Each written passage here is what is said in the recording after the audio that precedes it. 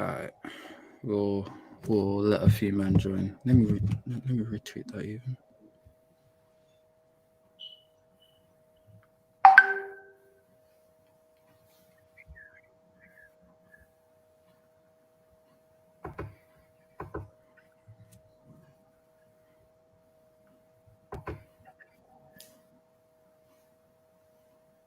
Oh shit.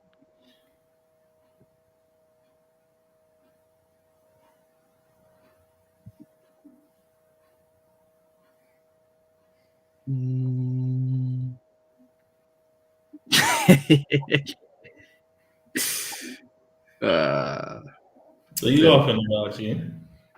That is killing me in the comments, man. Oh, look in the comments. I can't even see. Hold on.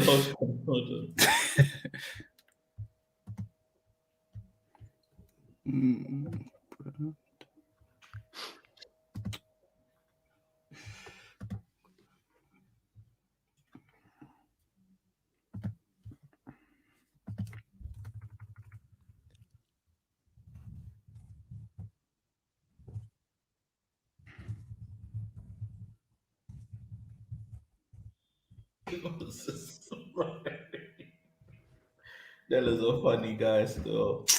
Kills me. Funny guy out of here, man. Alright. Get out of here, bro. Thanks for joining us, Stevie. Fucking hell, man. What time you call this? What, a whole 2 minutes late? Man said the whole 2 minutes. You got Crazy stuff. You got edge, yeah. You're so relaxed about life, it makes me sick. Bro. This is on time, fam. This is all we ask, bro. Bear with me. I'm gonna jump on my laptop because I don't think it's working very well on my phone. By the way, you know we're live, right? Well, we started? Yeah. Damn. Stevie out, man. He makes me so sick, bro. Love you too. If you're gonna switch to your laptop, do that, innit? We'll start. Yeah. Yeah, I am, my guy. While Stevie gets ready, I'll do the intro. Hello and welcome to another sad episode of Muga. I'm joined by two guests, soon to be three. A1, how you doing, bro? 96 points, yeah. Hey, I don't know who said 96 points, but you try to blame me and Reams. You don't think I saw that earlier today? You lot were coming with W for literally every game, bro. Say that. I said 86 points. That's what I said. Cool. And we're joined by special guest Lyles, or as you might know him, whole lot of lies. You know, Whole lot of lies. How are you doing? Listen, bro, it's a pleasure to finally be on the show. Thank you guys for having me. In terms of United, it could have been better. You guys could have invited me on for a better week, but it's depressing, man. Nah, we love these L's because you know we were able just to get our anger out here. But Steve is not here yet, but we're gonna start about him. But before we proper get into it, we got our fight card with Liverpool coming this Thursday with the Cop End guys.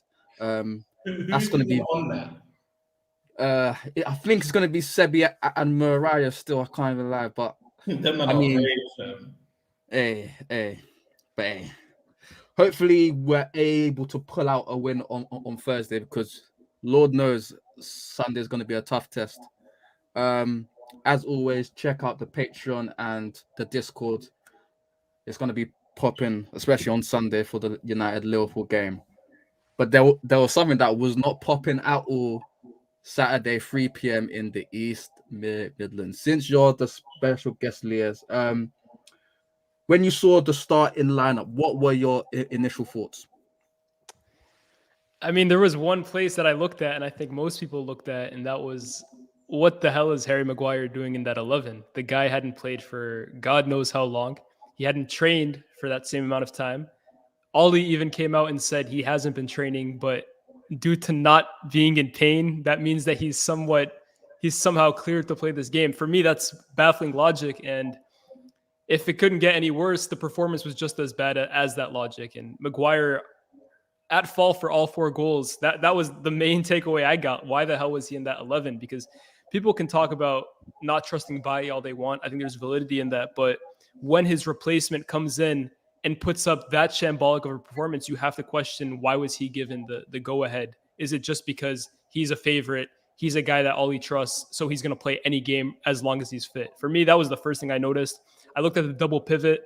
I was actually surprised he went with Matic and Pogba. I thought he would put McTominay in there. The rest of it, I mean, it kind of picks itself at this point, knowing Ollie. But for me, the main one was Maguire, and I'm sure A1's going to have a ton to say on that. I warned you, bro.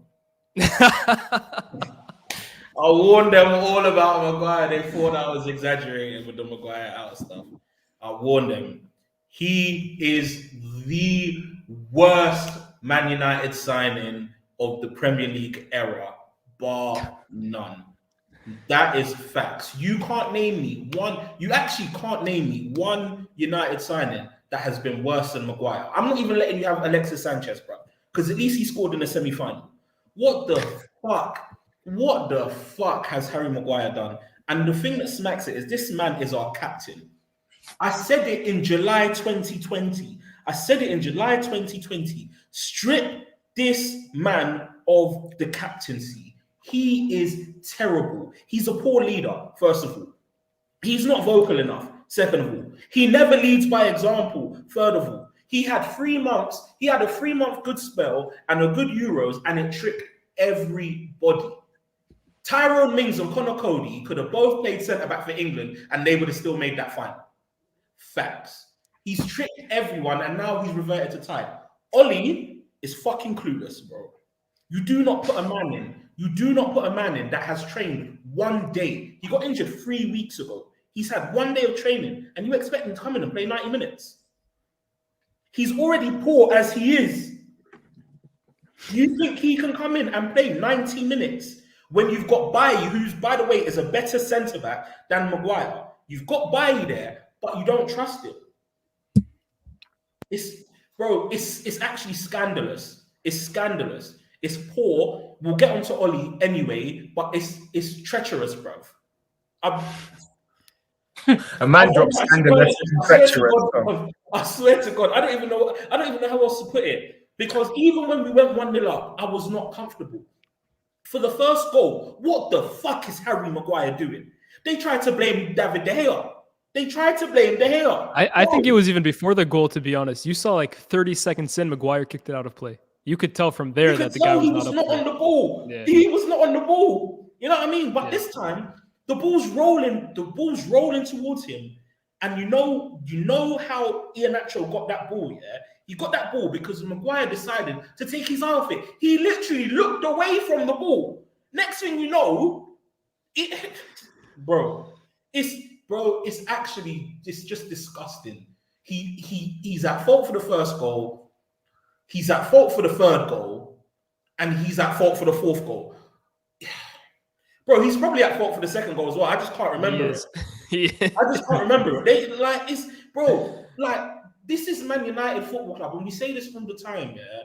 This is Man United Football Club, but seriously though, bro, this is bad because if you look at our third and fourth choice centre backs from the past, they are all better than Harry Maguire. I'm not joking. Johnny Evans in 2008, Wes Brown in 2008. These men better than Harry Maguire. Lindelof is better than Maguire. Bailly is better than Maguire. Daley Blind was better than Maguire. Bro, I'd even have my man, who's the Paddy McNair, bro, better than Maguire. You lot think that's a blast from the past, bro? You lot actually think it's jokes, bro? I'm being dead serious. It's horrendously bad. Not Johnny Evans, Phil Jones, yeah, better than Harry Maguire. I promise you, he's better. Which centre-back in their right mind takes their eye off the ball when the ball is a split second away from you and you think it's just going to roll to your foot? For me, the craziest part about that first goal was it was like, what was he planning on doing even if it got to him? The guy was still running. Like, even if he got to the ball first, was he planning on nutmegging Iheanacho? Was he planning on going through him? Like, that was for me no idea what he was doing. Yeah. What was he For me, it's not even looking about at? the fact he got it. What? Yeah. For me, it wasn't even he was looked off the ball or something. Even if he got to the ball first, what was he planning on doing with it? Running to that beyond me. But for me, again, like, whatever you think about Maguire, clearly A1 is not a fan whatsoever. We know that. But even if we had Van Dijk, you don't bring a guy on. So you don't bring a guy in straight to the 11 with 1 day of training because he tells you he doesn't feel pain.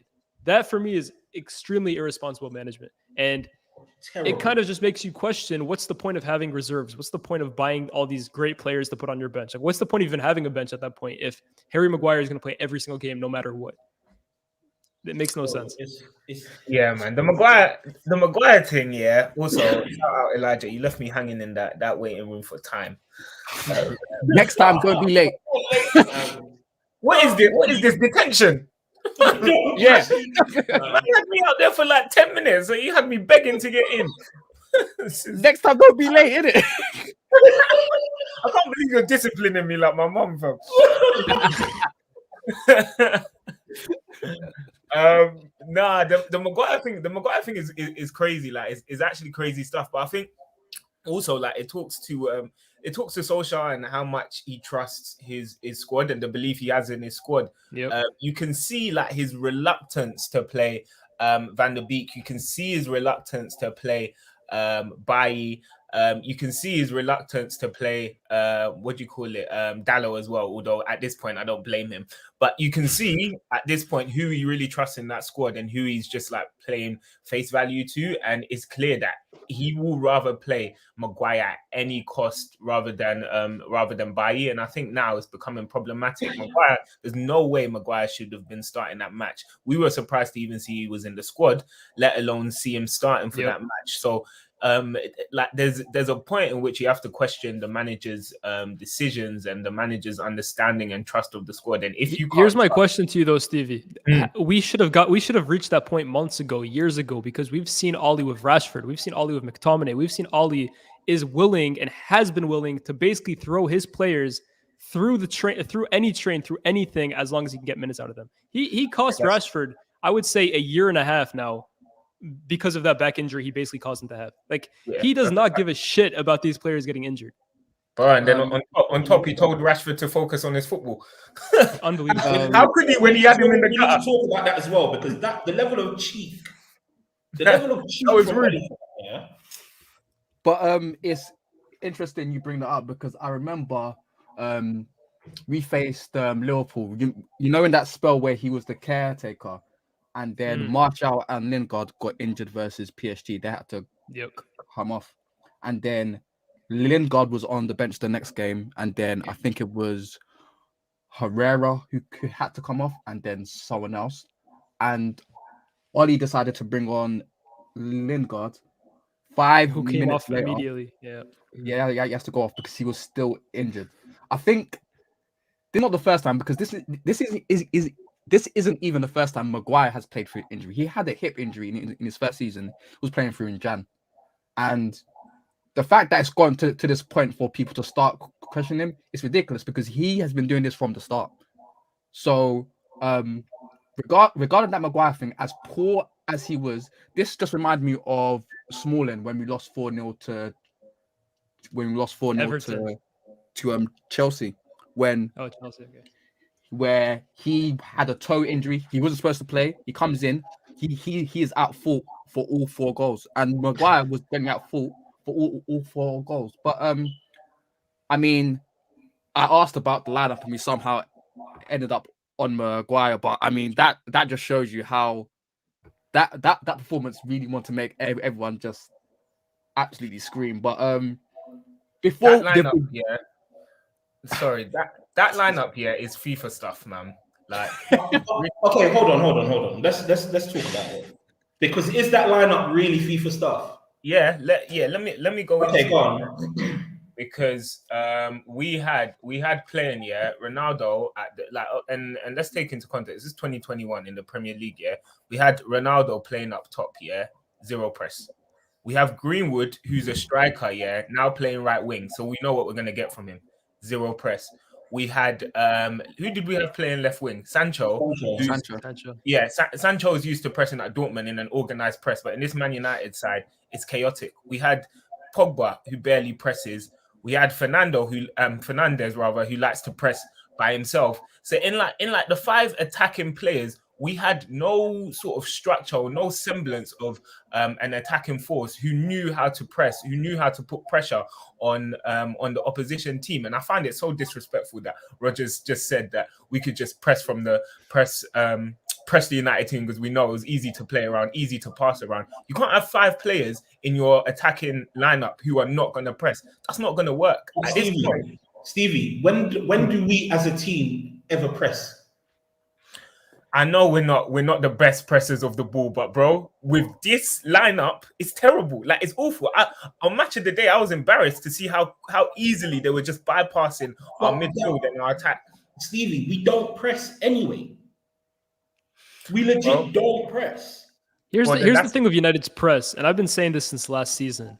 Man United does not have an organized press as a unit, because the one thing people get it twisted, they see Edison Cavani sprinting after a loose ball in the 90th minute, and they call that pressing.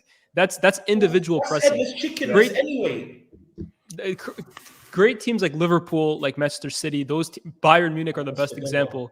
They press as a unit. They don't send one guy to go chase us the ball when it's close to him, and then when it gets passed somewhere else, another guy goes and chases. They chase as a pack, and they win the ball back as a pack. And United has never done that. Under Oli, under Mourinho, under Van Gaal, they have been a terrible pressing team for 5 to 6 years now. And it's only become magnified now because you have Cristiano Ronaldo, who is individually a really bad presser. So if Cavani is chasing after a ball in the 90th minute, Ronaldo clearly isn't. But the fact is, it's just magnified how bad of a pressing team we were to begin with. And for me, that's such a cop-out that people are using now, that, we're a terrible pressing team because we signed Cristiano Ronaldo. No, we're just shit now. We were slightly less shit before. 100. I don't know who H Mon's money is, but I don't care what stat you have. You are not fooling me that Pogba is a good presser. You can say Pogba averages 56 pressures this season. We don't even know what that figure means. I'm telling you, I saw with my own eyes them passing past Pogba and Pogba walking with no intensity. Like, I think we know, and I think we have to accept by now. Like, we may love Pogba, but we have to accept in playing in the 2 as a defensive midfielder, he does shirk a lot of his defensive responsibilities, or rather, you might say he doesn't do as much defensive responsibilities as perhaps you would get from an actual DM. The thing is, sorry, Elijah. The thing is with Pogba and his pressing, I think because a lot of the time he looks so lackadaisical in things that he does, it makes it seem like he's not actually pressing when in fact he is. And the stat that just got shown, I think, is like 18.7 presses per game. Yeah, I would expect that from him, because not only is he playing majority of the time, even if he starts on the left, he spends a lion's share of his time in that left pocket, central midfield. So I would expect him to press more than the majority of the players in the team. It doesn't surprise me, and it doesn't impress me that he's one of a player that presses one of the most for us. It doesn't impress me because we all of us, we don't do it together anyway. So if I'm seeing who had 25, Fred or something, if I'm seeing Fred with 25 presses a game, that doesn't impress me, bro. Because I want the whole team doing it. If Fred's the only one pressing, then that doesn't make me think, oh, good for you, Fred. Because half the time he's working harder, not smarter. He might not need to be pressing as much as he's pressing. Do you understand what I'm trying to say? So this whole like one presses more, one presses the other, and I guess I'm kind of defending Stevie in this sense that it doesn't mean anything to me, because if we're not doing it as a unit, then it's redundant, really, isn't it? And the thing is, we don't press as a unit, first of all. We press individually, second of all. And half the time, we just don't press. When we press as well. Hold on. I saw a clip against Leicester. I saw it earlier. I think they had about 50 passes. Yeah. I think they had about 50 passes, which led to an Iheanacho shot. And they literally passed the ball around us, right? They just moved it from side to side, backwards when they needed to. They committed us slightly, and then they got the little gap in behind the midfield bank, and all of a sudden, Iheanacho's got a shot on goal. It's terrible. The better teams press together, right? They close all spaces. They're onto the man before the man's got the ball. With us, everything is super disjointed. And if it's not disjointed, we just won't do it. We're happy to try and keep a quote unquote shape. It's terrible, brother. It's ridiculous, man.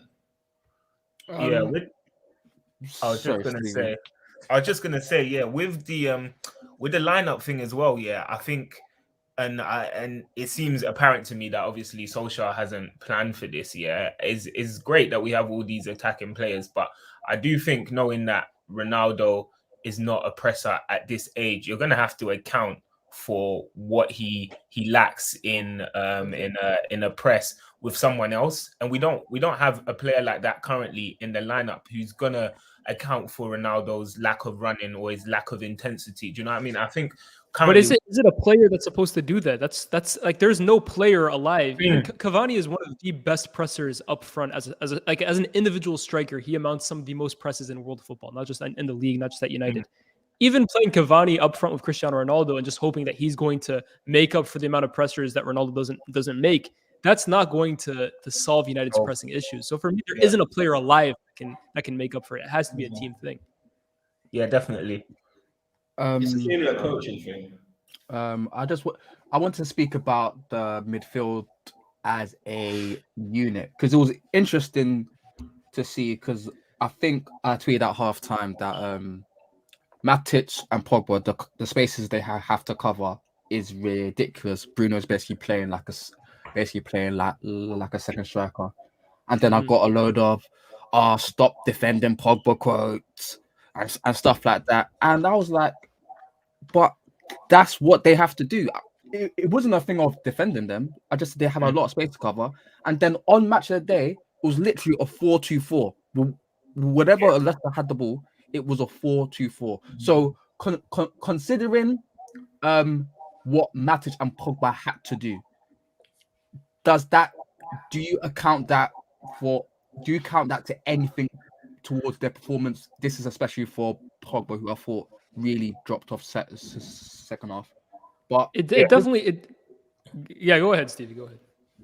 I was just gonna say, I think in the comments someone said it as well as H-Mon's money as well, like horizontally and vertically, the amount of space that those two were having to cover in that game it was crazy. It's bonkers. There was no way that they were gonna come out on top as those two sole midfielders in that match. It's just impossible. Their performance weren't great. I thought in the first half they were decent. In the second half they got really exposed. But you can't solely put the blame on them. It's not going to work. Do you know what I mean? Asking them to cover that much space in a Premier League game is going to be impossible. You're going to get found out. You're going to get passed around, and that's exactly what happened. Yeah, I was just gonna say and here's another thing. Like, this has been the case for months now, and it's baffling to me that it's just taking people time to realize this now. The reason why Ollie plays McFred isn't because he doesn't think that Pogba and Matic aren't good midfielders. It's because of the point, Elijah, you just made. There's so much space that this team leaves in behind or in the pockets, or the fact that Bruno does not drop in the midfield, that McTominay and Fred are the only two that he trusts to be able to be mobile enough to cover the space. Not that they're great midfielders, because we know they're rubbish on the ball. We know arguably defensively they're not even that great, but they're able to cover each of these spots because of how mobile they are. And that's why Van de Beek can't get a look in this team. Pogba can't get a look in this team. Matic can't get a look in this team. The problem is, why are we so open? Why can't we play a system or a style that we're so much in command of the ball that we don't have to have these workhorses around the pitch basically plugging in holes? Because that's what they're doing. For me, that's the biggest issue I have with this United team, and why, as long as Ollie is here, we're going to continue to have midfield issues. We can sign Declan Rice, and it'll be the same issue that we see in this current United team. So I've got a question for you then. In order to facilitate that, what would your current lineup of the team be? Because obviously you talked up Fred and McTominay there. How would you currently field us? Like from midfield? I've been asked this question a few times, and to be honest, we're in a really difficult place right now because of the amount of big name signings that Oli has made that honestly do not work well together. And for me, the biggest one I look at is Bruno, and I look at Pogba. And I was asked recently, would you re-sign Pogba? And not that I don't think Pogba's a brilliant player. For me, he's one of my favorite players on United. I think he's better than Bruno personally. But if we're going to stick with Bruno, I don't see how him and Pogba can work in midfield together, like centrally. Because the way Bruno plays is perfect as a 10. The way Pogba plays is perfect as the left side in a 4-3-3. And I don't think you can coexist both of them. And if you do manage to do it in a diamond, then you lose those wingers like Sancho, Rashford, and Greenwood. I think I understand what you're saying, Stevie. I don't necessarily, I said Stevie, Lyles, I don't necessarily agree with you because I think some of Pogba and Bruno's best performances have come playing together.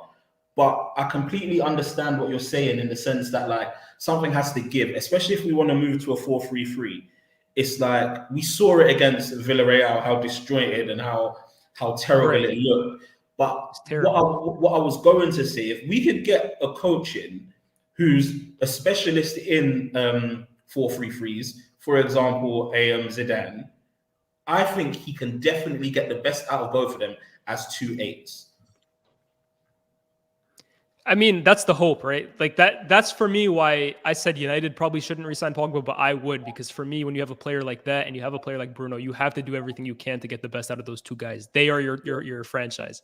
But I don't know what DM exists out there, man, that can make it work between those two, because Bruno, as an 8, is just going to lose even more end product than we've already seen him lose more recently. And Pogba, I don't know, man. Defensively, the guy has lost it completely. Whether it's his instincts, now his athleticism seems to be losing him in that regard. I really am losing hope that these two can play in midfield together. But again, like I said, I'm willing to give him a chance, because if you give up on Pogba, like that for me is a huge no.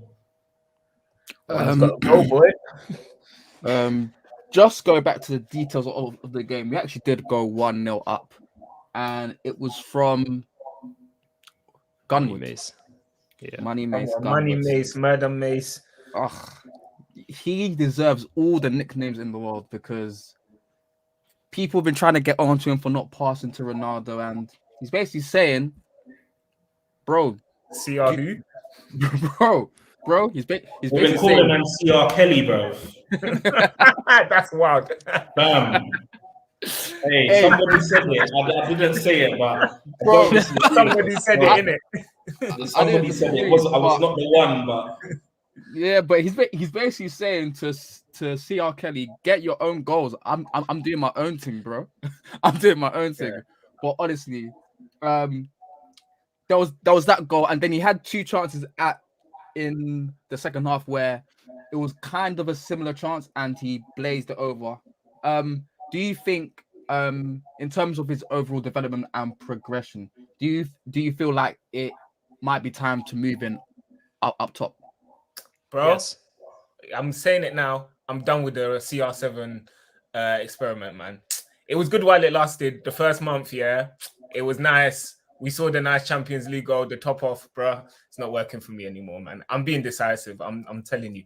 Greenwood, yeah, should be playing up top for us. He shouldn't be playing on the right. I know he's shown much more in his development, in his game. Timmy's livid already. I know everyone's not vibing, bro. but this Ronaldo guy, yeah. This Ronaldo guy, yeah, nah, man. It's nice, and it was what do you call it? Nostalgic. That's the word I'm looking for. But bro, in terms of the development for the team in the long run, Ronaldo's not going to fit into this squad. He was causing structural problems at Juventus.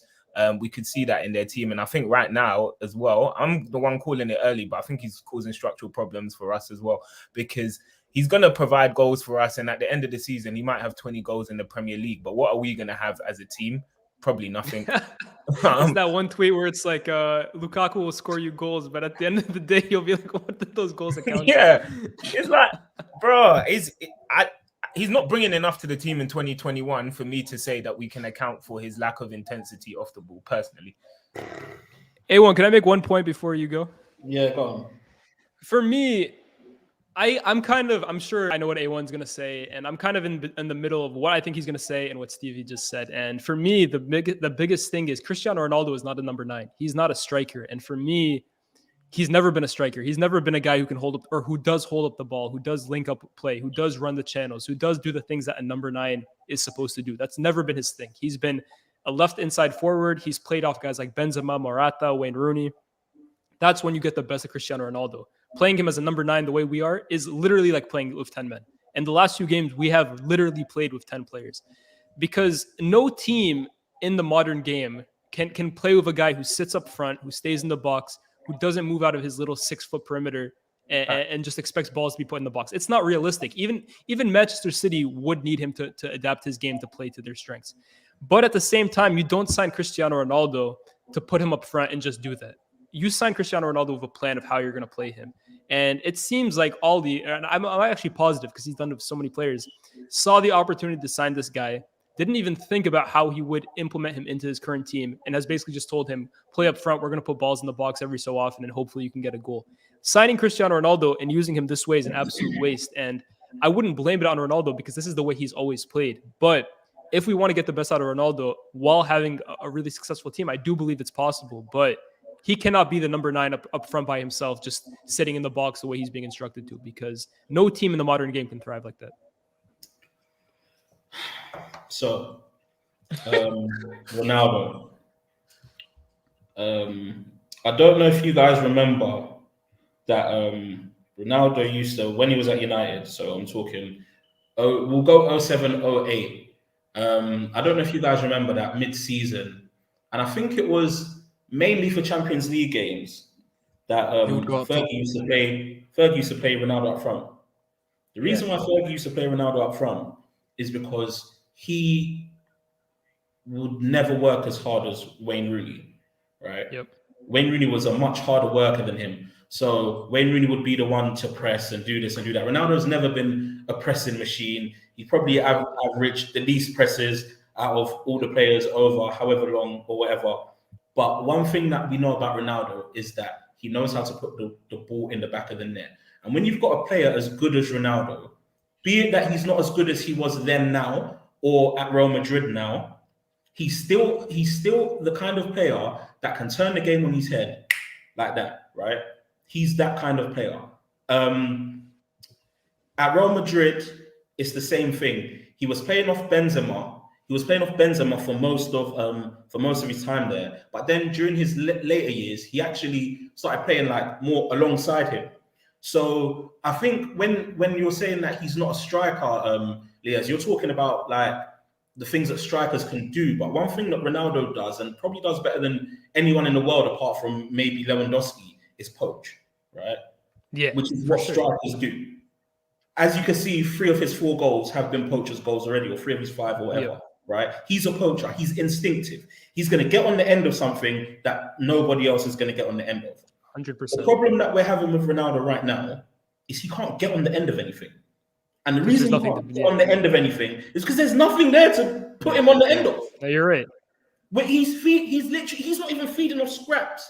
You see how rats will go and find some trash and then like Cavani, yeah. They might get a little chip from McDonald's or something and eat that. Bro, these rats are running into trash cans with nothing in it. Freshly clean trash can. There's no scraps. He can't eat nothing. Ronaldo can't eat nothing. Everton, right? Everton, he had one chance that Sancho created for him.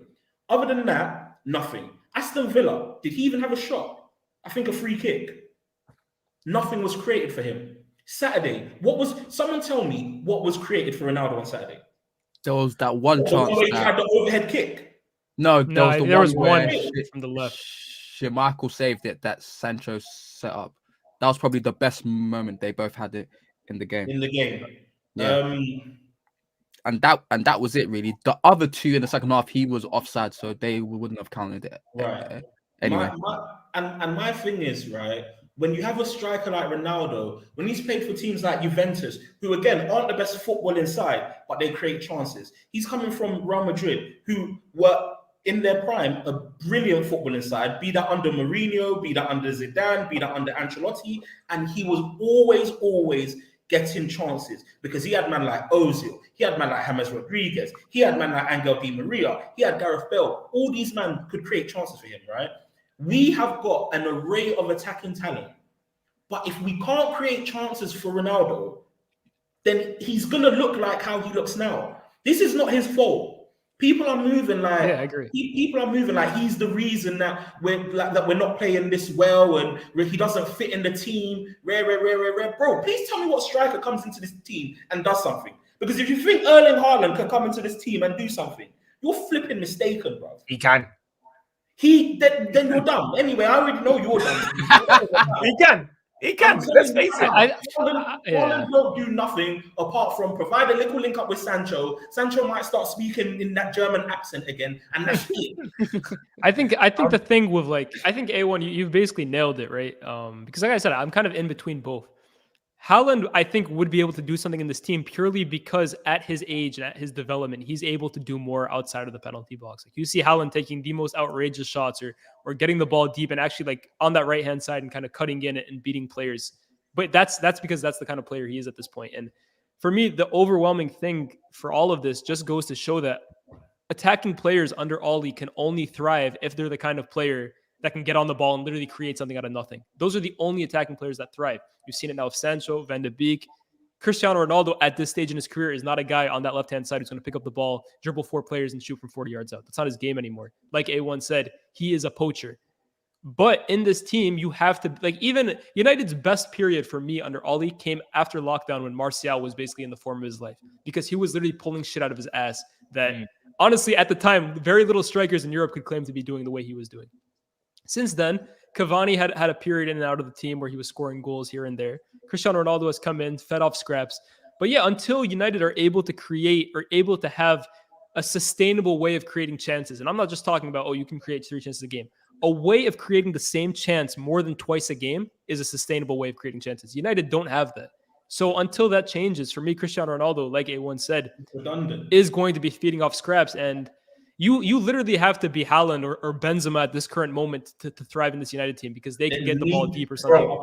And then that takes me back to my point, though. If we're not going to create chances for this guy, Cristiano Ronaldo, then what use is there of him in the team? It's basically like last season. It's like,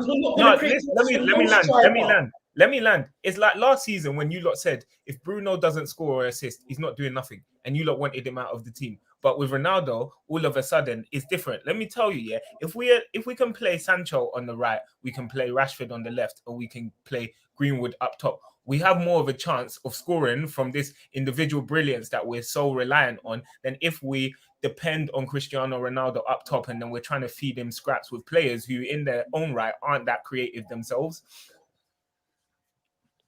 I agree. Yeah. There's a question that I want to ask. So we all brought up 2 things: the pressing from the front and the chance creation. If we continue with this 4-2-3-1 and Ronaldo up top, what 3 players behind him from our current squad would provide the best balance to facilitate Ronaldo, where he doesn't have to press as much and they will create enough chances for him? Bruno needs to be on the bench. Really? Yep. Who would you play at the 10 then? I wouldn't play a 10. No, but he's saying if you were to play 4-2-3-1. If I had to play a 10, I'll be honest with you. If I had to play a 10, I'll play Lingard. I knew you were going to say that. Yeah. I'll play Lingard in the 10. He understands his role. He's different from Bruno, right? Bruno is like a 10/second striker. He's like an 8.5. Like an 8.5. He's a 9.5. He's a 9.5. He's a 9.5. Yeah. Like he fills up too many of Ronaldo's spaces. Like his combination play is dreadful as well. One thing Ronaldo still can do is he can link up well and combine. Lingard is literally probably aside from maybe Sancho, the best combination player that we have in the team, right? Let Lingard play 10 for a little bit. I guarantee you our results improve. Either that, I think or if you want to bench Ronaldo, which I wouldn't, if you want to bench Ronaldo, which I wouldn't, then keep Bruno 10, move Greenwood up front, and play Sancho and Rashford either side. But I know what I'm doing. Yeah. Stevie, what three would you go with? I'll probably play Rashford left, maybe Sancho at 10, and then play Greenwood right if we had to play Ronaldo. Because I think then, at least in Sancho, we have a man who can link up quickly, who has that combination play, who has that ability to pull something out of a hat. He's almost like Bruno, but I guess technically he's better, he's more consistent. So I would have more faith and hope that he'd be able to link up with Ronaldo better than Bruno currently does. Of I course, don't mind Sancho 10. yeah, you you probably lose the output of Fernandes, but I think Rashford and Greenwood either side. Bro, what output, make man? up goals. No, I'm just laughing because that's another 10 ahead of Van de Beek. Just another 10 option. The thing, ship him off. The thing with Van de Beek is I play him deeper. I need someone that's comfortable enough on the ball to pick it up from the centre back, drive forward with the ball, be able to create from deep, can dictate play, move the ball quickly, and has a bit about him to be able to get stuck in defensively. I think if you played Van de Beek next to Fred, I think that would be decent. Or if you played him next to McTominay, it would be decent. Just don't play McTom together. I think in this United side, maybe under a different manager, it would work better. But I genuinely don't think Van de Beek is going to change our fortunes currently. I know we've been crying for him, and it's almost like we want him so much because he's 40 million. We saw him play really well for Ajax, and he seems to have like technical abilities that would solve our issues. But when I've seen him in this United shirt, man, he's been really poor. And I don't think without the coaching, the required coaching around him, I don't think he's going to change the fortunes of our team. I think we would be just as open, if not probably more. Even more, yeah. The thing with that is we ain't tried it yet, and as we're sitting here debating this, we're all not happy. We're all complaining, right? So we all want something different to happen. No, but we don't want personnel different. We want, I can assume we all want managerial issues changed. I think that's the biggest thing. Of course, we all want different manager. But at the end of the day, even if Conte or Zidane comes in, none of us are super happy having Fred and McTom as our pivot, right? So try something different. I think that's the point. Luck your way up to something good. No, I think that's the point, though. And like to answer this question, like who would I play in this three behind Ronaldo? I don't know, man. I really don't know anything that Ollie can do with this current set of players that's going to improve results or improve performances that much. I think he can try anyone in these forward three positions, up front, in the middle, and I think it's going to fail. I think it'll work for a bit and it's going to fail eventually because it'll get worked out.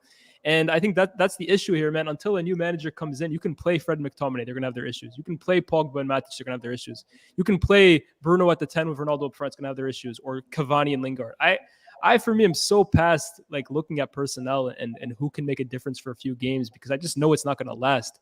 And for me, like that's not a great answer, right? But I think that's just where I'm at this point. You know what? I think if Ollie had to choose, I genuinely think he would play Lingard, Bruno, and Rashford behind Ronaldo. And just to, in order to have them bench our best player of the season as well. Unbelievable. Huh? I said he'd bench our best player this season as well. Do you know what? I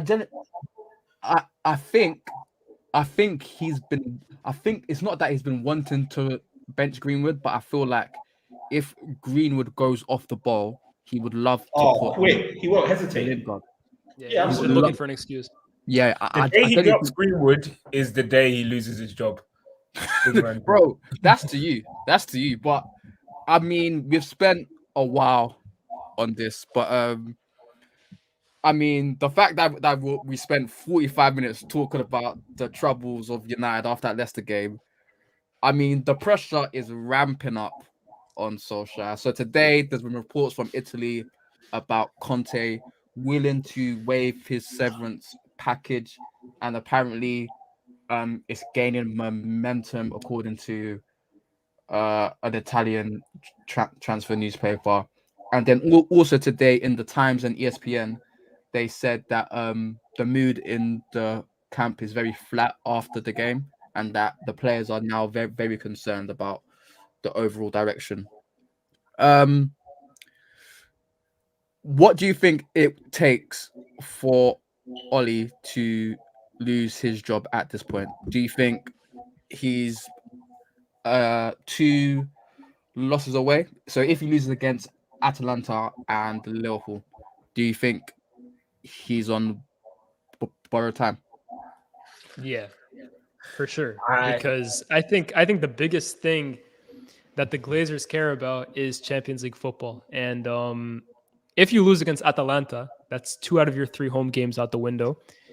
You still have to go to Villarreal and Atalanta, and I think you are fighting an uphill battle to get out of that Champions League group. Could he do it? Yeah, but that's tough. And then secondly, if he loses to, I'm just going to say, if he loses to Liverpool at home, that was enough to basically, that's what turned the fans on David Moyes when they lost 3-0 at home, if I remember, in 13-14. Yeah. And then losing at Liverpool is what basically lost. It was City and Liverpool back to back. Yeah.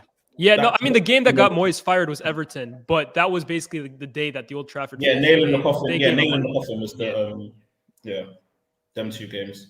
I think so, but if he loses to Liverpool and Atalanta, I mean, the City game is a bonus. They're going to lose that game for me, no doubt about it. But I can't see how he survives. I'm looking at the table, and the worst case scenario for us this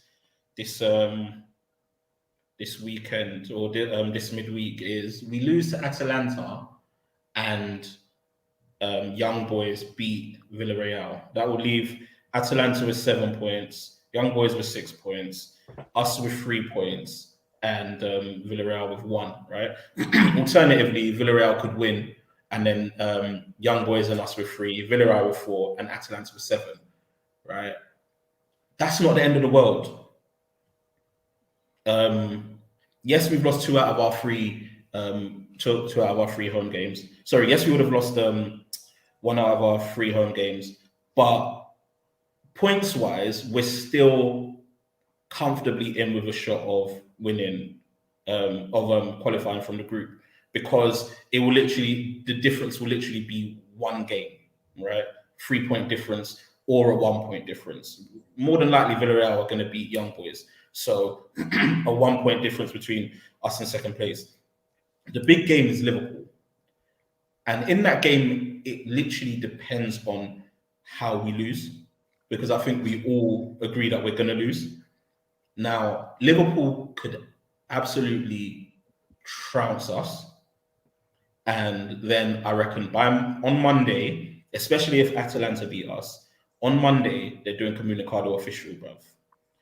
We could draw with them, which I feel will give Ollie possibly till Man City, depending on results coming out. Like, I do expect us to beat Spurs. I don't think they're good at all. I think we beat Spurs and then probably losing to Atalanta in the away leg, and then we got City. But it just depends on how we perform, and depends on how we lose. If we get battered by Liverpool, he's gone on Monday. If we draw with Liverpool, he's probably buying himself a little bit of time. If we win, obviously, he's probably saved himself another 2 months maybe. And if we lose, but we go down fighting, actually, that's never going to happen. And if we're going to lose, I think it will. I don't think we're going to get trounced. No way. No, but my point is, I don't think we will get trounced. And honestly, I don't think Ollie will get fired this season. I've been pretty consistent about that. We might not get trounced, but we're going to be comfortably beaten. So what I mean by not get trounced is like literally put forward a great account of ourselves and lose 1-0. Okay. No, I was going to say, we're not going to get trounced because we're going to put 10 men behind the ball. That's what we're going to do. all these third season in charge, he's still going to be parking the bus. He's still going to be playing cowardly. He's still going to be playing reactive, and we'll lose by 1 goal. We'll have one clear chance all game. Someone will miss it. They're going to get all the blame for the performance as usual. But I anticipate that's going to happen. But personally, I think we're going to beat Atalanta. I just have this feeling, and it's probably going to keep Oli in the job for a few more months. I'm not going to lie. Me and Elijah were talking about it earlier. You know, we just have that one game, that one Champions League game at Old Trafford where we just absolutely like batter the opposition. Leipzig. Yeah, exactly. We were literally talking about this before we went live, and it's just like we're all doing these think pieces. We all think we're going to lose, and then we'll just come out of nowhere and absolutely put them to the sword. But listen, reality soon strike because Sunday is 5 days away, 6 days away. Reality soon hit us, bro. We You know what? bro. I think this time is actually different, you know. Like normally we seem to be able to find a result out of anywhere, but I haven't seen us look this chaotic, especially on the defensive transition in such a long time. Like DDG has gone back to being our best player, and you know when that happens, you know what time it is. Like you know we are absolutely getting pammed. Like Liverpool this season are on absolute smoke. I think they're gonna wipe the floor with us. In our last few European fixtures, we've been torn apart. I can't see why that's gonna change suddenly because Oli doesn't know his best lineup at this point, and he doesn't even know. Like once he set his lineup, he doesn't even know what instructions he's given these players. Like they're playing more individualistic than I've ever seen them play before, and so I genuinely feel like in this run of fixtures, we are going to get taken to the cleaners. And I think maybe the Spurs game and the Watford game might be like breathers. But other than that, I think we're going to get very few points. There was 2 parts to what I said before. It was about Solskjaer and then it was about Conte because the rumors seem to be ramping up. Is he someone you'll be happy with if for once Oli gets the sack? Hell no. Yes. Hell no. Keep that brother out of the club, man. Listen, I'm as desperate as everyone for all. I'm on the fence, man. Listen. I'm on the fence. Bro, I don't mind. Play Rashford left back. I don't mind. If you're gonna bring me a trophy, yeah, I'm all for it. Nah, man. Listen, it's not even about Rashford playing left wing. Like, it's not even about that. It's just, it's not going to last. And like, I get that the age of like a manager lasting 5-10 years at a club doesn't exist anymore. But Conte and this group of management is literally like, it's not going to last. Like they will clash. He will be gone in 2 years. He'll probably have signed us a bunch of shit players that can only work in his system. And the football isn't going to be awe-inspiring enough to really balance that out, in my opinion. I think, will Conte win us trophies? Yeah. But are there better long-term sustainable options that we can get that, for me, won't completely tear everything that we have been building up? Because as much as I don't like Aldi, I have to give him credit in some regards. I think this United team is the best we've seen in a while. Before the season, the morale around the fan base, I feel like was pretty good. I think that the next manager owes us as fans as well to keep that up. And for me, Antonio Conte is not Jose Mourinho, but I think that he's too chaotic. Like he's too combative with everyone around him. And for me, there's other managers that I personally would like to see. But Lyles, I think we've tried so many managers, yeah, and we've taken a punt on so many managers that I feel like Conte is almost the only one left who I would give him the job and be comfortable in the knowledge that I know this guy is probably a sure-run bet as close to any of the other managers that are available to get us trophies. If you look at everyone else who's currently available, it's taking a punt. Like we will be taking a punt. That's what I was going to say. If Zidane is available, he's my number one option at this current moment. Definitely not a punt. Proven. And I think he Stevie. I personally, I know this is a controversial point. A lot of people have different opinions on Zidane. Me personally, I don't think it's a punt at all. I think he's a terrific manager. I think the biggest question is, can we bring him in? And if we can't, then you're right. We are looking at a list of managers that are fairly unproven apart from Conte. And I look at it like, are you willing to sleep with the devil, man? Like, yeah. I've been shouting out Enrique, but every time I do it, Elijah, I love Enrique in the chat. Bro, don't mind Elijah, bro. I know. I was shouting out for Fabio, bro. Don't mind Elijah, I love Enrique, man, but I think, like, again, he has a World Cup in a year. That's not happening whether you like him or not. That's a fact. Yeah, we're gonna move on. Yeah, let's not talk about Favre, bro. Hey man, we're gonna move on. Get your listeners' questions in. We're gonna move on to the preview about Atalanta, but just to load them up, just get your listeners' questions in the comment section. Make sure to like and subscribe as well. Atalanta. We spoke about it a bit before. I read today that they're gonna be missing their captain, Rafael Toloi. So he's injured. They're a crazy team. They beat Empoli 4-1 on the weekend. They in their away games, they've won 3, drawn 2. So they're unbeaten away from home, which is might be bad news since our home form is not the best under Oli for the past year or so. What do you think? Do you think Ollie's going to change the team, and do you think he's going to make a statement? Because in his post-match comments, he did say we might have to think about doing something big. Do you think it seems What like he he's means going to by bring in that, Fred and Cavani? Yeah. All he means by that is he's gonna bring Fred back. That's all he means. So he's mad. He's mad, fake courageous, bro. Talking about like he's gonna make some crazy ass decisions. Like, no, we know what you're gonna do. Yeah, You're probably gonna go to back 5. If not, you're gonna bring McFred back. Like, you're That's it. Probably predictable. just gonna put Pogba on the bench or something. Yeah, I think like, that's it. talking about To be honest, I don't think there's not much more you can do, to be honest, because he's not going to drop Ronaldo. That kind of thing has happened and it backfired against him. So he needs to keep Ronaldo on side in order to avoid the mutiny.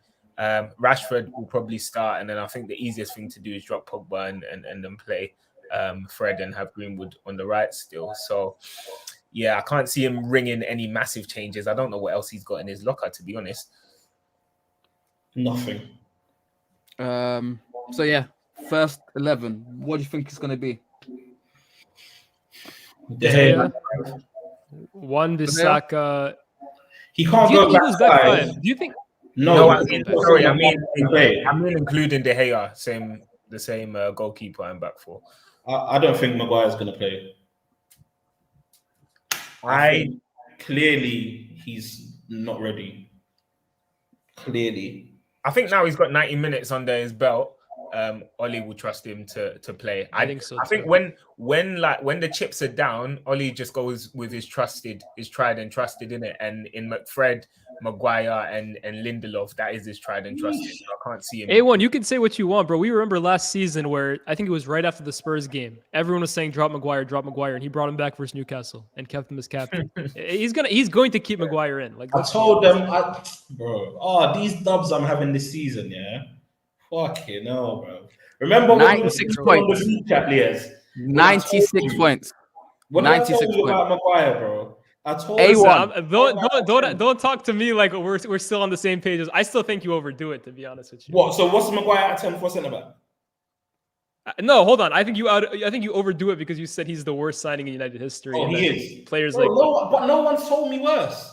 No, Sanchez. Hold on. You said Paddy McNair. Like, that's where we disagree. Okay, but he wasn't a signing. He wasn't a signing. No, but you said Paddy McNair was a better center back than Maguire. He was. But regardless, he's going to play Maguire. He's going to play. I think he'll go Wan-Bissaka, Maguire, Lindelof, Shaw, Fred, McTominay, Rashford, Bruno, Greenwood, and Ronaldo. I think that's where he's going to go. That's going to be a scary game because Atalanta love to attack. They're going to leave us a lot of space, but with the way our defense has been creaking this season, it doesn't. I think it's going to be who can score more. And to be honest, I think they will create more chances than we will over the course of the 90. And I think it's just how good does De Gea play, really? Is it a 9 out of 10? Is it a 10 out of 10? Do Atlanta have their finishing boots on? You know, one thing that I would look out for, and it's a wild shout, but I would not be surprised if he goes Ronaldo on the left, Cavani up front, and then Rashford on the right, or Greenwood on the right. I would not be surprised if he tries to find a way of Cavani playing while not dropping Ronaldo. Yeah, maybe you'll go diamond or something even to get them both in the team. I don't know. But yeah, it's crazy because now I'm just thinking back to that Villarreal game. Yeah, Villarreal was like an Emery side was absolutely taking us to the cleaners in terms of chance creation. So, boy, we've got to fear the worst here, man. I mean, they're gonna be without Pessina, Guzans, and like I said, Toloy, but they still got. I mean, Coop Myers or whatever his name is. Yep. Coop Myers. Twitter's favorite DM. Yeah, the thing with Atlanta is, they're just like a shop of like they'll take someone out of their side and they'll have another player that you've never seen before who come in and do an equally as effective job. I know Goosens brings a lot of threat from left wing back, but I wouldn't be worried about the injuries that they've got in their side. I still think they'll play at a decent level. Because they play with Zappacosta now, which is interesting. But where's he playing? What's Zappacosta? Right wing back, probably. Right wing back. Yeah, he plays right wing back. So I think right now because he's gonna give short. They're playing Mailer left wing back, and then they got Palisic behind Muriel and Ilicic, and they got Demaral at centre back as well. So they've actually got a good team even with their injuries. So it's going to be an interesting game. But if we don't come out of that game with a win, so let's say so after 3 games, we have 4 points. And then we have to go to Atalanta and Villarreal away. Villarreal on the last day of the group as well. Villarreal away on the last group. That just screams Leipzig away last season. Do you think? Okay, so we have 4 points. Let's say we have at most 4 points from 3 games. Do you think it will be smart for United to just say, you know what? In order for us to try and save our Champions League season, Ollie, you gotta go, or do you think they might as well wait for him to fuck it up? No, Elijah, no disrespect here, but this is a dumb question, bro. He should have been gone 3 years ago, 2 years ago, last year, this year, today. He should have been gone, bro. And it's a damn shame. Honestly, if we lose to Atalanta, he needs to go the next day, bro. Yeah. He needs to go the next day. Give Carrick the reins for Liverpool, bro. Give it to McKenna for Liverpool, bro. Please. Just, bro, summon Fergie for 1 game, fam. Straight 4-4-2. You lot think it's a joke, bro. Summon Fergie for 1 game. I'm telling you, Fergie rest, bro. Come on. If we sack Ollie before Liverpool, we beat Liverpool. 100%. If we sack Ollie before Liverpool, we will beat Liverpool. I promise you. I'm not joking, bro. Sack Ollie quickly, bro. That's what I'm saying. He's got to go. All right. His time's up. We're gonna get into listeners' questions now. Put your listeners' questions in, and I'll get started once I finish this fucking banner. There you go. Thank God you got rid of the last one because you couldn't spell properly. But this one's from Jackson Max on Twitter. Thank you. What are the 3 games that most proved to you Ollie was out of his depth? Of his whole tenure. Yeah. Istanbul, right off the bat. What else do we got? There's so many. Pick your poison. You know what? Yeah, you can literally, you can put in a raffle of every game for the last 3 seasons and just pick them out. Because Istanbul and Leipzig for sure. Spurs. Yeah, Spurs was bad. Leicester, Istanbul and Leipzig for me were terrible. Those are like the 2 worst for me. I genuinely think the weekend's game, the one against Leicester, is probably one of the worst that I've seen. Just off the ball, a team that has absolutely no clue what they're doing, and then our 2 goals were just as a clear result of individual brilliance. Chelsea FA Cup semi-final. That's There's a bad one. plenty of games. The Europa League Plenty. final loss Yeah, was terrible. Yeah, as Europa well. League final. that was a bad one. Oh my god. Yeah. The semi against Sevilla. No, the semi versus Sevilla I didn't think was as bad, to be honest. Because I think I thought it was terrible. When did it wasn't great. Now, don't get me wrong, it wasn't good, but like at least that was a game where we were creating chances. Like for me, Everton 3-3. I just saw that in the comment. Yeah, That one. That was a scary every game where he's gone to the back five and brought Tuanzebe on of 2 minutes should be in consensus. Poor Tuanzebe, we had hopes for him, but that guy's a for me, there's two certainties. Leipzig and Istanbul have to be in there because that's almost entirely on him. Like, there's games where like he messes up and the players let him down too. These games were 100% his fault. When did we lose to City in the Carabao Cup? I can't remember that. Yeah, it was at home. 3-1. We lost 3-1. Oh, 3-1. Rashford scored, yeah? Huh? Yeah, 3-1. Low key, when we didn't beat Liverpool in the league last season as well, that really pissed me off, man. That was we had chances in that game. I don't think we actually played bad in that game. No, that game for me was like, it was embarrassing because we went there the first half, we didn't even attempt to play. Yeah. That was the game where we could have put a marker like we really want this title. Yeah, there was no better time to play Liverpool, and we decided, we're gonna play for a point, and that to me showed like the mentality. The thing that pissed me off too is all these fans at the end of the game of that game were like, "Oh, going to Anfield has always been difficult. Sir Alex used to struggle there." They didn't have fans. Like it wasn't like some cauldron of fucking like no one wants to go to Anfield. After that game, I'm pretty sure Liverpool lost their next 6 home games too. I'm not gonna lie, I was one of them claiming it was a good result. Oh, you're. And I was preaching to Timi saying that Anfield's a hard place to play, and I think they went Are you surprised? Yes, are you even surprised, bro? Stevie, just know that Stevie has a raft of poor shouts that he later recants within seconds, and it makes us all sick. We have our L's, we have our W's in it. Nah, you've got an array of L's, bro. Your L's stretch around the earth like the equator, bro. Honestly, Did you have that one written? No, I didn't. I actually didn't. But this one's from Baller DB. Where would you rank this team on paper against other clubs in the world? In terms of squad or in terms of what? In terms of squad, I believe. Top 5. I think on paper it looks good, but in reality, I don't think the question was on paper, Stevie. Thank you. You know, bro, I was going to say it. I'm glad I didn't have to be the one to say it. Well, we don't play football on paper, man.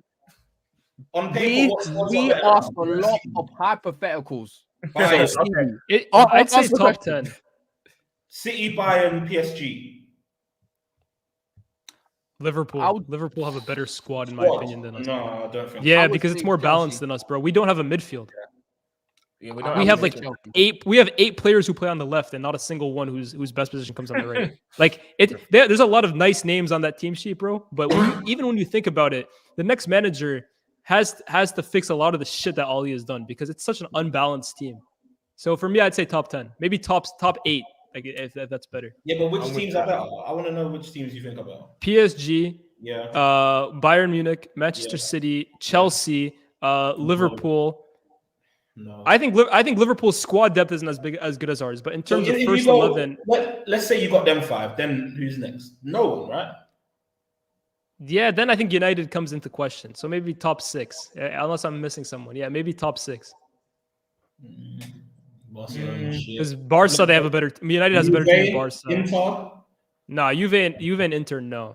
I don't think any of the Italian teams. I don't agree with you with Chelsea. I don't agree with you with Chelsea, and I don't agree with you with Liverpool. But I can hear Liverpool more than I can hear Chelsea. I don't think. Yeah, maybe Chelsea as well. Then, yeah, I think they're in that conversation though with Chelsea and Liverpool. I think City. Yeah, that's fine. Chelsea, PSG, Liverpool, United. Yeah, that's fair. That's fair. Yeah. I'll give you that. This one's from Black Star Tweets. Is Bruno a luxury or a problem? Luxury. Yeah, he's a luxury. Look at this cop out from Timi. He's sitting on the fence. Bro, I'm gonna answer the question. Obviously, Then I'll answer. go more No, but this luxury. comes back to the same thing that I just did. No, absolutely not. It's the same damn thing. Bro, the man said on paper. And you're talking You about weren't he all- said- you and, weren't and he answering the asked you for a question. binary. He asked you a binary question, and you've picked both answers. Huh? He My brother. is right. He is right. But He's not Timi, right. Timi, continue. Thank you. I would say he's more of a luxury than a problem. But like it's very, very close. Very close. I think his output is too good for me to put him as a problem. I think the question is though, A1. We will find out truly that answer once a new manager comes in. I agree. Because there I is a chance his honestly think- output completely plummets under a new manager. I feel he can get dropped. I really do. You're right, because the way he plays at this moment, I don't think any manager on the planet will allow him that liberty to play like he does at the moment. Any smart gaffer yeah. as well. Any smart gaffer prioritizes playing Pogba in the center of the park than Bruno. Easily. You play Pogba in the middle of the park over Bruno. 100%. Boy, if we get Conte, we'll find out once and for all. Who's the problem in the midfield? Is it Pogba or is it Bruno? We know who The thing is actually 3-5-2 or 3-5-2. So if you play Both of two them could play. midfielders and a 10, I think you could get both of them in that team. I think that's the rare occasion where both of them will actually work. But then, like I said, then you don't have wingers. Where does Rashford play? Where does Greenwood play? Where does Sancho play? Oh, That's for I would me love to why. see- if we were to play a 3-5-2, if we were to get Conte and play a 3-5-2, I would love to see Sancho behind Greenwood and Rashford. I would fucking love that, man. Yeah, I maybe think that's what that you go for. Then, yeah. Three would be unbelievable. I think that 3 would be. yeah, actually, yeah, that's a shout. What? You're not putting in your man Ronaldo? Bro, he's not my man, bro. I just know how good he is. That's it. Like, I'm not stupid enough to think dropping Ronaldo is going to get better performances or going to get us more wins than not having him in the team. Like, you know what This I mean? guy speaks more sense on this podcast than he does in the group chat. I'll tell you that right now. Hey, listen. I'm agreeing with you too much today. Hey, I told man, the group chat's just vibes, bro. That's This one's from the comments. Lucky Luciano. Why do you think we played so well versus Wolves away last season? If you need reminding, that was the dead rubber at the end of the season where Yeah, that's why. Ahmad balled the fuck out. But if I can remember correctly, it was Henderson, Williams. It was Henderson, Williams, Bailly, Twanzebe, Tellez, Van der Beek, Matic, Elanga, Mata, Ahmad, and James. Yeah. And it was a good performance. But do you have an answer for that? Because they hadn't played enough under Ollie to be brainwashed, so that's why they played so well. That is literally the answer. Because that performance was vibes. I was excited. I saw Ahmad dropping deep, collecting the ball, doing turns. Thank you for that question. Superfly MK asks, can Solskjaer be labeled a checkbook manager? Everyone's a checkbook manager, low key though. I think that's the main thing. Like I'm hearing people talk about Zidane right now, and for me, that's the biggest example. People are claiming that he can't do it without great players, but what manager outside of I'd say Ferguson was consistently able to win trophies without having the best players on the planet? So for me, I don't know whether I can label anyone a checkbook manager because to win trophies, you have to have an amazing team. Even Inter 2009, that's an amazing team that cost a lot of money at almost every single position. So. Yeah, I think he's getting labeled a checkbook manager because he doesn't have much else to his to his resume, to be honest. So, boy, I mean, he spends the money like others do, but he's not using it wisely. I wouldn't call him nothing, bro. You know what's the thing with Ollie actually. I was talking about this with someone else. He was doing better before he got the checkbook when he was just kind of able to fly under the radar, play his James, play his Pereira, play his Lingard, no pressure on him. Please don't say Pereira. No, okay, yeah. No, my point is like he was almost able to do better when he didn't have all this talent now to basically like now it almost seems like he doesn't know how to use it. Like who do I play? Who do I not upset? Now I feel like he's kind of overwhelmed. But when he was kind of under the radar and he could play Dan James on the left, I feel like he almost did better then.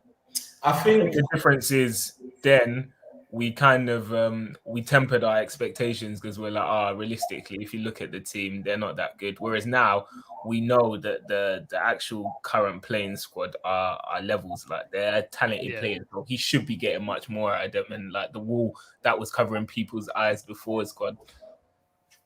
I think what I will say in response to what Leah says about everyone being a checkbook manager, there are two gaffers that are still about right now that at the start of their not necessarily Klopp because he didn't win much when he was at Mainz before Dortmund? Mainz. Yeah. Obviously, he went to Dortmund, a clear selling team, one back to back. What do you call it? Leagues, and I think he done a double in one of those seasons.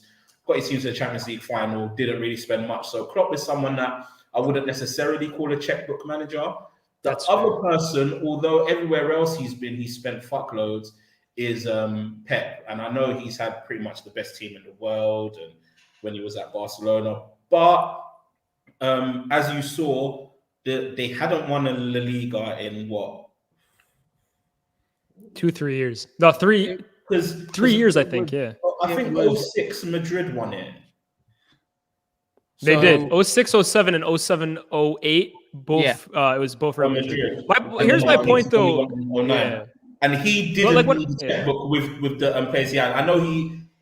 Was it him that bought Henry? No, of course it wasn't. It wasn't. It was Rijkaard who bought him. So the only players he bought were PK and Dani Alves. But for me, when I say checkbook manager, in that sense, Pep isn't a checkbook manager. But I almost feel like manager gets thrown at people like talking about, he can only do it with amazing players. So in terms of checkbook manager, he didn't spend to succeed at Barca. He basically built that himself. But my point is, like, no manager in this game, in this modern game, can win without the best players in the world. You have to have it. This one's from OM on YouTube. Thank you.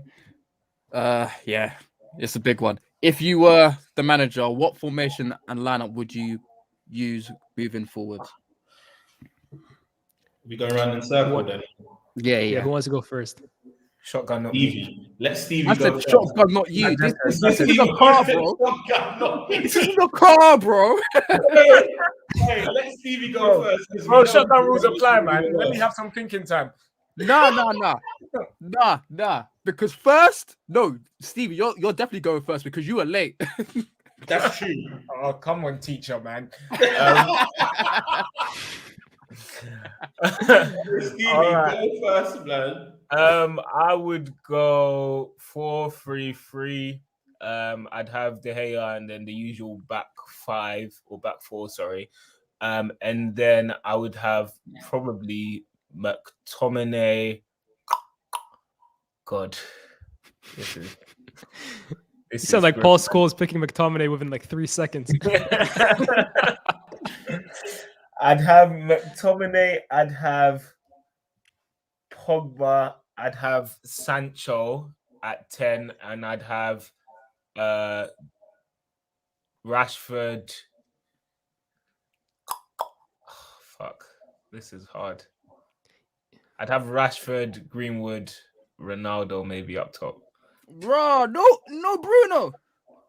Nah. This is interesting. Nah. No Bruno. We need an episode of a watch. You know I'm a flip-flopper in it, so next week it could be different. This is true. Nasty. All right, Timi, go. De Gea in goal. Recall Ethan Laird from loan and play him right back. I'm serious. That's what makes it so funny. Lindelof and Varane. By the way, if man haven't watched Ethan Laird for Swansea, watch some games. Do you know what? Yeah, he is the funniest right back in the world because this guy will go infield to dribble rather than go outside. Yeah, I know. He's got to go outside a bit more, but just let guys watch him in it because I've been screaming him for a while. People don't really know too much because they're not paying attention. But just watch him. But anyway, left back for now, Luke Shaw. But if Alvaro Fernandez keeps moving how he's moving, Shaw's coming out quick. Guys think I'm joking. I'm being dead serious. DM is either going to be Fred or I'm recalling Galbraith. and playing him there. This guy's just playing the youth. A man said, just go to the loan system. We're changing it up. Listen, bro, let me go. I didn't disturb Stevie in it. So it's either going to be Fred or Gal. Can't even take himself seriously. Wait. It's going to be Fred or Galbraith. Then 2 8s. 2 8s. I'll have Pogba and just ahead of him, Lingard or Sancho.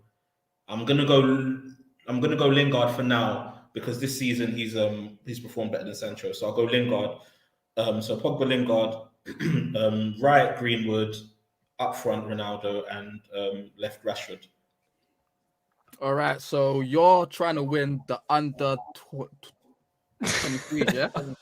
Bro, I'm telling you, the Olympics, so he's allowed 3 older players. That team will 100% do better than flipping Ollie's team right now. Facts. Okay, Lyles.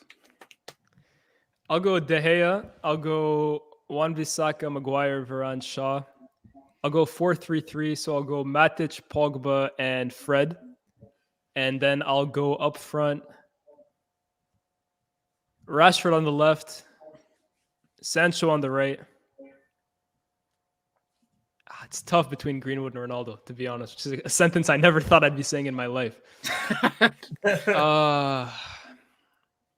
I'd go with Greenwood, man. I'd go with Greenwood. Fair enough. I mean, fair enough.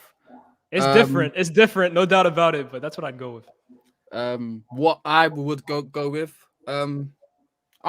I'm gonna shake it up a little bit. I'm gonna go 3-4-3. This Three guy at the thinks back. he's too cool. Bro, Dan's been frying your brain too much, bro. Hey, 3 at the back. Bailly, Lindelof, Varane. Wait, hold on. Before you continue, so now man are in agreement that Lindelof is better than Maguire. No, that's actually not the reason. I said Maguire. It's just that Maguire's slow, and I can't do slow centre backs for me. But yeah, 3 at the back. Bailly, Lindelof, Varane. 4 across midfield. I would go Dalot, Pogba, McTom, Shaw, and then up top, Rashford, Sancho, Greenwood. Damn, we're all off this Cristiano hype then, huh? No, not me, bro. I'm playing you put him up. You man are crazy. Nah, Hey, man. I actually played him in it, but Yeah, I didn't bro, have time to play. you man are crazy. You're not playing CR7. I want to, but hey, man. Della's killing me in the comments. Bro, you're killing me, bro. Wait, when he said for Luke Shaw, I said yeah. I hate him so I much. think that's gotta be the name of the pod. Bro. Man said for Lucas Shaw.